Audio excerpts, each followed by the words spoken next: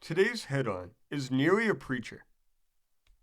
It says, an official at one of the railroads centering in Detroit was yesterday beset by an old man for a railroad pass to Grand Rapids.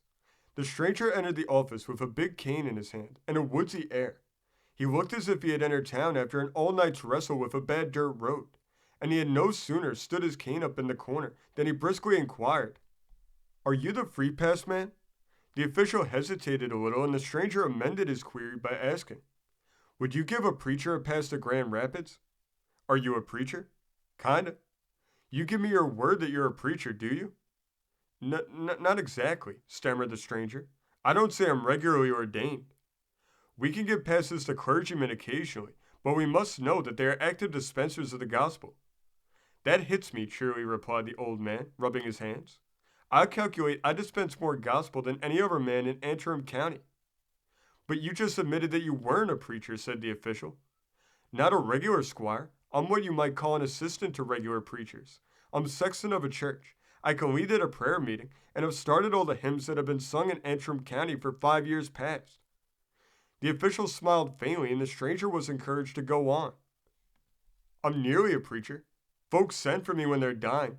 I keep order at camp meetings, and if anybody's to be dragged out of the schoolhouse for snapping beans during prayer meeting, I'm the one who does the dragging." "That's hardly being a regular preacher," replied the official. "No, of course, but it's mighty close on to it. It's so near that I hate to walk to Grand Rapids.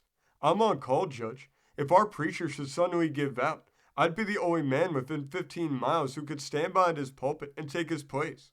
They all know it, and I'm respected accordingly. More'n half the people call me parson or deacon, and fellows who have gone to a Joe about Daniel in the lion's den or Moses in the bulrushes have walked 5 miles to have me set 'em right." The official made out a trip pass, and as the stranger returned thanks and picked up his cane, he added, "I won't take up any more room than I can help, and I'll leave my satchel if you think the cars will be loaded too heavy. You have lent this pass to the poor, and it's treasure laid up in heaven for you, where I hope someday to meet you and tell you how good it felt to roll along in your cars after jogging for 85 miles on foot."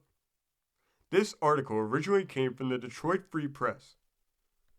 This story came from the great state of Missouri, being reported in the Iron County Register of March 30th, 1876. Thank you for joining us today. If you want to continue to uncover all of America's lost and forgotten history, then remember before you leave to hit the subscribe button, hit the notification bell, and remember to like and comment below. And we will see you next time on Americana Archives.